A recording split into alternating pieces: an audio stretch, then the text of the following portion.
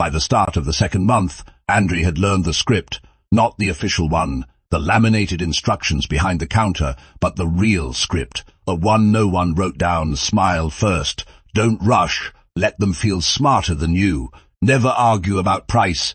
Argue about value. And if someone insults you, pretend it didn't land. He repeated these rules in his head, the way some people repeated prayers. The store no longer smelled foreign.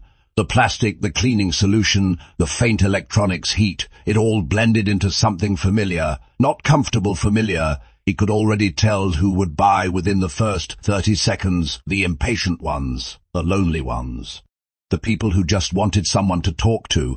By lunchtime, he'd sold 2 phones and 1 set of headphones. Not impressive, but clean. The girl at the counter, her name was Lena, glanced at his numbers and raised an eyebrow. Not bad, she said. You're learning. Andrei shrugged. I just listen. Lena snorted. Most men don't. That afternoon, a woman came in with a cracked phone and red eyes. She wasn't angry. She was tired. My son dropped it, she said quietly. I don't have much money. Andrei could have sold her the cheapest thing and moved on. That would have been fast, efficient. Instead, he asked questions. What does your son use it for? School, games, just calls. 10 minutes later, she walked out with a refurbished model, cheaper, reliable, with a short warranty. Not the most profitable sale. But when she smiled and said, thank you, something in Andrei shifted. It wasn't pride, it was alignment. Later, the manager called him over. You could have sold her more, he said neutrally. Andrei nodded. I know. So why didn't you? Andrei thought for a second. Because she wouldn't come back. The manager studied him, then nodded once. Good answer. That night, Andrei checked his commission again, still small, but earned. Max stood in front of a mirror in a borrowed shirt, adjusting the collar like it offended him. Too tight, he muttered. His cousin leaned against the doorframe. You wanted normal, the cousin said. Normal looks like that. Max sighed. Normal feels like being invisible. He picked up his phone and stared at Andrei's contact. He didn't call. Instead, he opened a job listing, sales assistant. No experience required. Max laughed quietly. Look at me, he said to no one. Becoming respectable. He hit apply before he could change his mind.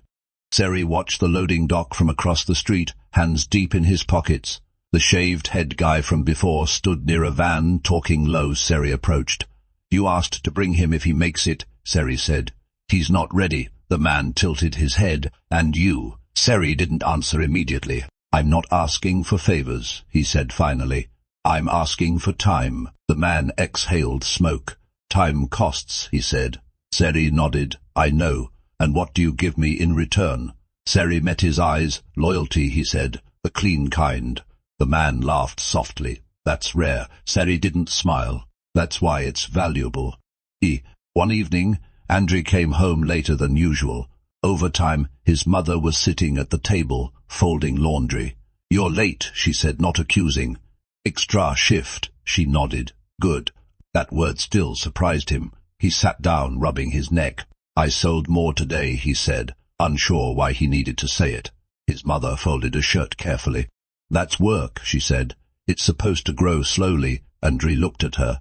You really believe that? She met his eyes. I believe fast growth breaks people, she said. Slow growth shows who you are. He leaned back, thinking. For the first time, he didn't feel like he had to prove anything to her that night. On his day off, Andrei met Seri and Max near the old basketball court. Max looked different, cleaner, nervous. You look like you're going to a funeral, Andrei said. Max coughed. I had an interview. Andrei blinked. You? Yeah, Max said defensively. Don't look so shocked. Seri watched them quiet. How'd it go? Andrei asked. Max shrugged. I didn't lie, he said. That felt wrong. And Andrei pressed. They said they'll call. Seri smiled faintly. See, he said. World didn't end. Max exhaled. They sat on the edge of the court, watching teenagers play. Feels like another planet, Max said. Which one? Andrei asked. This, Max said, gesturing. Or that? Andrei thought about it. Same planet, he said. Different rules. Seri nodded. and different prices. Oh, the mistake almost happened on a Thursday. A regular customer leaned in close and spoke quietly. "You can get me this model cheaper," he said. "I know how these things work." Andre didn't respond immediately. "How?" he asked. The man smiled. "You just don't scan it." For a split second, Andre saw it clearly. Quick money, no witnesses, no paperwork. Then he saw his mother's hands, Seri's eyes, Max trying on that stupid shirt. "No," Andre said. The man's smile faded. "You think you're better than me?" "No," Andre said calmly. "I think I want to sleep at night." The man left without buying anything. Lena watched from behind the counter. "You're weird," she said. Andre smiled faintly. "I know." That night, Max and Seri sat on the hood of a car, eating cheap fries. "He's changing fast," Max said. Seri shook his head. "No," he said, "he's changing deep." Max frowned. "Same thing, not even close," Seri replied. Max tossed a fry at the ground. "I hate that I respect it," he admitted. Seri smirked.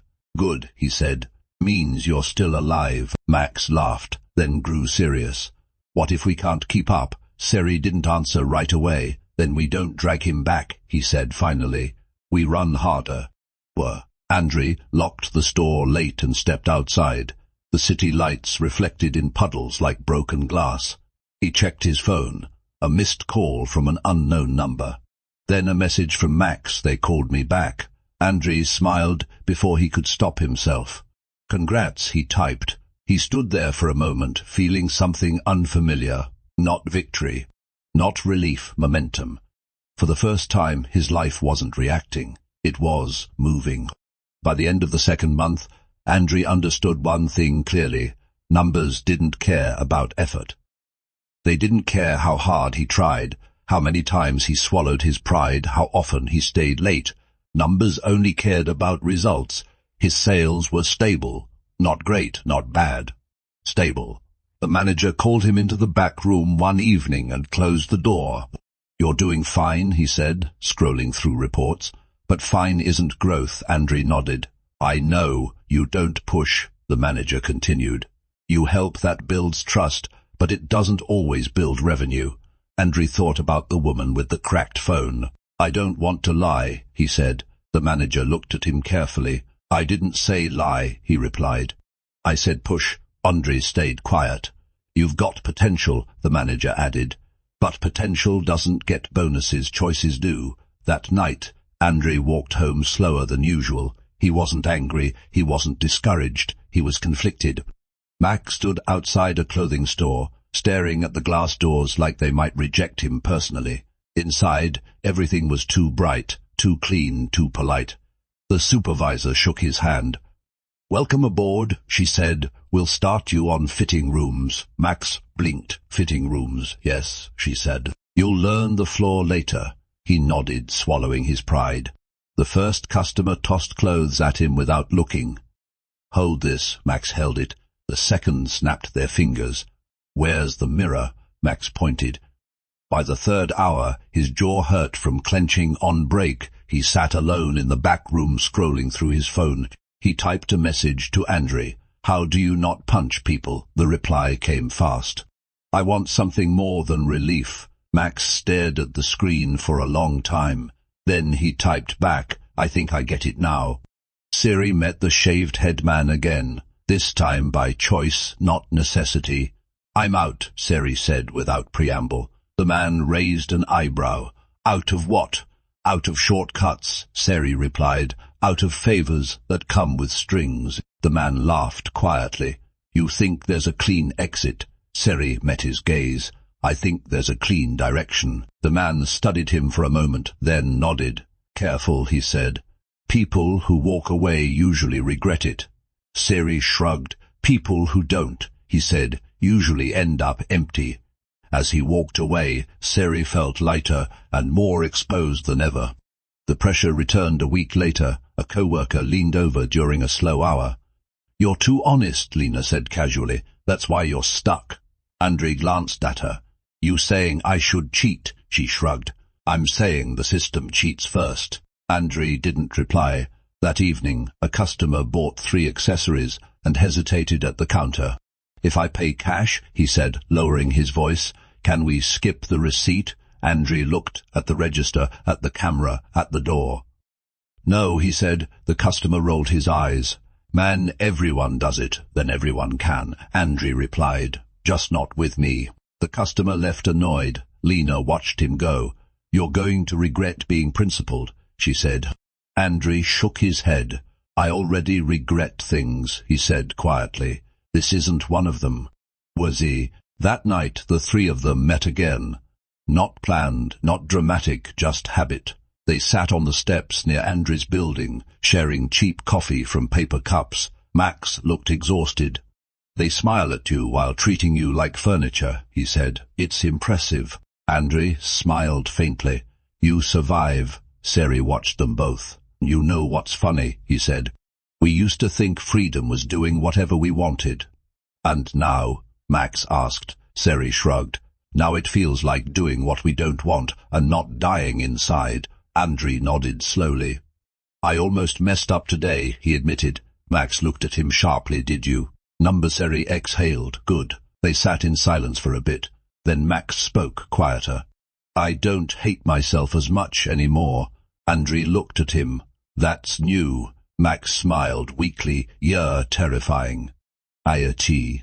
The next paycheck came. It wasn't big, but it was official. Andrew brought it home and placed it on the table without saying anything. His mother looked at the envelope, then at him. Then she nodded. "Good," she said. That word again. He realized something then. She wasn't waiting for success. She was waiting for consistency. Late that night, Andrew stood by his window, watching the city breathe. Lights flickered. Cars passed. Summerler laughed somewhere far below. Nothing had changed dramatically. No big wins, no applause, but something inside him felt set, like a line drawn quietly, firmly.